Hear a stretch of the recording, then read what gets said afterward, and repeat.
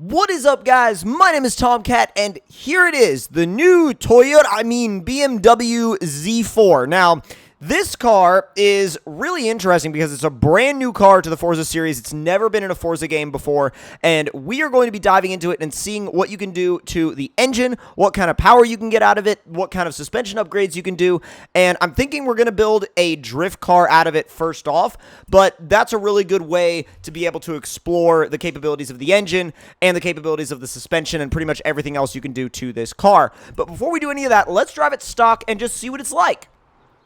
Now, seeing what this car is like will ultimately tell you what the new Supra would also be like in a Forza game. So let's see how it sounds.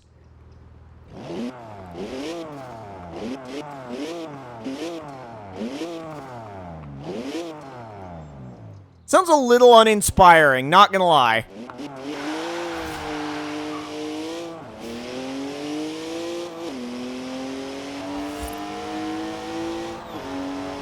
The interior is very weird. It's very blocky, kind of basic, actually. It's kind of got this weird basic and blocky look. And I'm not sure if I like it or not. I mean, I like minimalistic interiors, but this is kind of...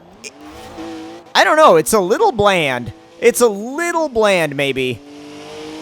And like I said, the sound is not really setting anything on fire, that's for sure. Woo! Okay, alright, so it will slide a little bit.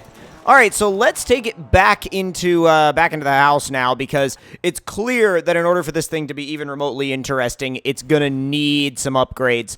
But that sound and that driving experience is gonna be just about the same as what you would get out of the new Supra if the new Supra was in Forza. So that is, I don't know how I feel about that for the engine especially. But let's go ahead and do a full build of the engine, just everything done, and see what it'll let us squeeze out of this B58.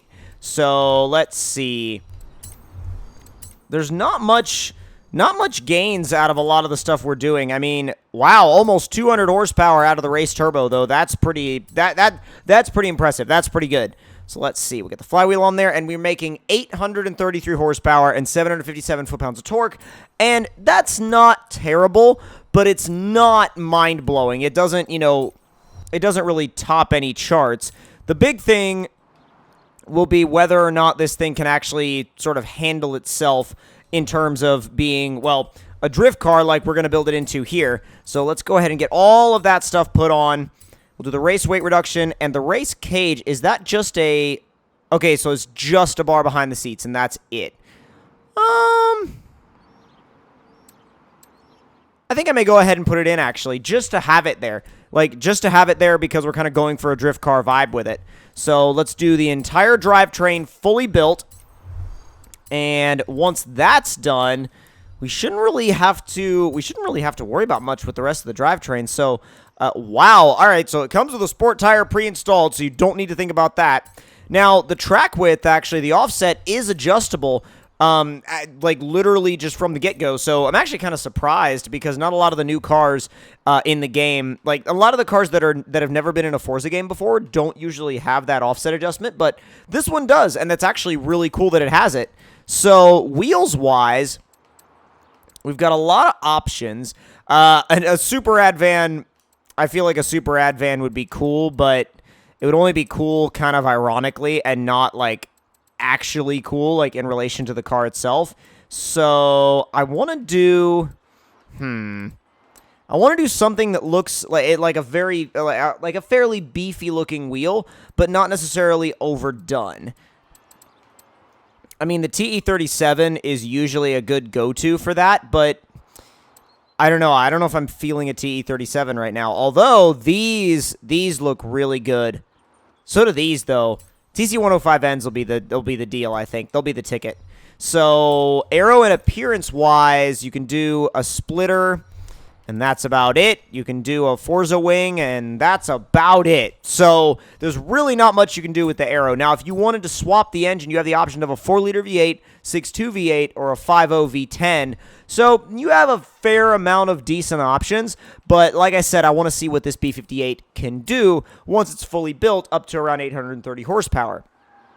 I also kind of want to change the color because the color is all right, but it's not, again, it's not really going to be, like, setting anything off. So, let's see. Paint car. Now, factory color-wise, I mean, you're only going to be getting a few options, really. And the options you do get, ooh, that blue is really nice, actually. I like that blue a lot. I like the white as well. There's a few different types of white. I might actually go with that because, like, the white on gray is kind of a good look for the car. I mean, and like I said, I'm not going to be spending a ton of time in here. I want to actually get the car out on the road, get the car out in the world, take it to some drift zones, and see what it can actually do. But I think the white, especially in combination with the gray wheels, sets the car off nicely. Now, tuning-wise, I do want to do a couple things to it first because, oh my god, that's not what I want. Let's see. Tuning-wise, well, we'll leave it 281 gears for now. Toe out a little bit in the front, and I'm going to stiffen the rear sway bar a good bit. And let's see. Dampening, I'm going to stiffen it in the rear and stiffen it in the rear. And then diff is going to be 100% acceleration and 75% on decel.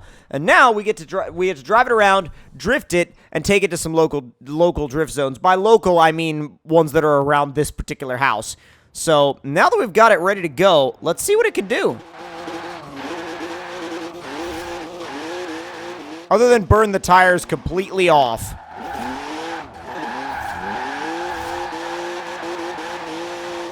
Although, it does a really good job of that, though.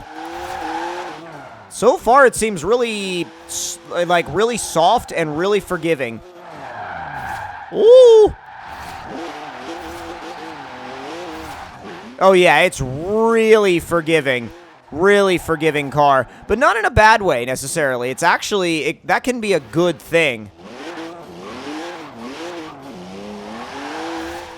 This is great! Oh, this is hilarious. It's like a big Miata. And I don't mean that in an insulting way. I really don't. I mean, like, a lot of Miata guys will say things like, oh, this car's just a big Miata in, like, a negative way. But I say that in a positive way. And what I mean by that is it feels like, kind of like a Miata with a lot of power. It really, like, it kind of feels like that in terms of how it slides. I mean, it's super easy. It's super smooth. It's super easy to catch. There's really nothing here that I would call bad. Now, is it going to be as effective as some of the, like, you know, leaderboard topper cars? No, it's not. But in terms of, like, how fun this car is and how easy it is to drive, yeah, it's a great car. It's a really great car. I wanted to go back down this way, and I don't know why I did this weird multiple point turn to do it, but still, really, really easy car to drift and easy car to drive. It's got the torque, so you can leave it up in 6th gear. But if you're going slower and you want to be down in maybe 4th or 5th, it works for that too. Like, wheel spin in any gear is only a clutch kick away in this car at all times. It really is. This setup is awesome. And it's super controllable too. Super, super controllable. We'll be easy with it. Let's go. There's 5th. Whoa. Whoa, there we go. Ah, no. Oh, come on. Easy. Easy, easy, easy, easy. Need more angle, though. Really need more angle. So basically, what I need to do is that wasn't the car's fault there. That was me not being brave enough. So what I need to do is head back the other way with a little bit more bravery and see if I can make the car do what I want it to do this time. Oh, iffy. All right. And throw it back the other way.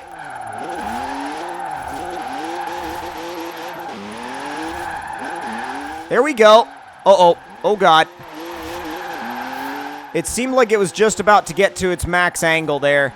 And I don't know how it feels about that. I might want to take it to max angle a couple times just to see how it reacts. But, oh, okay, that was better. That was better. All right. I can agree with that. That was better. I mean, if my best is a 106 and I just did like a 104, yeah, this car's decent. It's more than decent. Let's try that one more time going up and one more time going down, because I feel like I might be able to actually really do something with the car.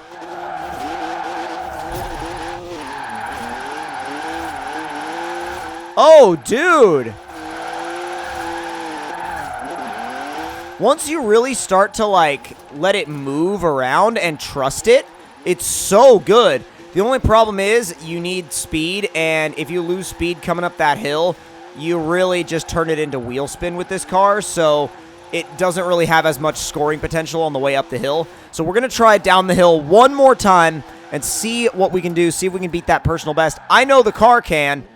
We'll just see if I can on this attempt. Banging off that rev limiter. Come on. And go. There we are, there we are, there we go. Clutch kicks here and there, come on. There's 60, 70.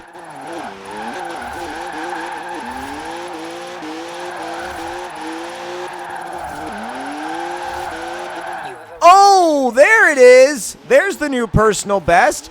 All right, you know what? You know what? We beat a personal best in it, which means it's at least pretty good. It's at least pretty good if we beat a personal best in it. So, I don't know. I approve. The only thing I don't really like about it is the sound. I like how it drives. I like how it responds to mods.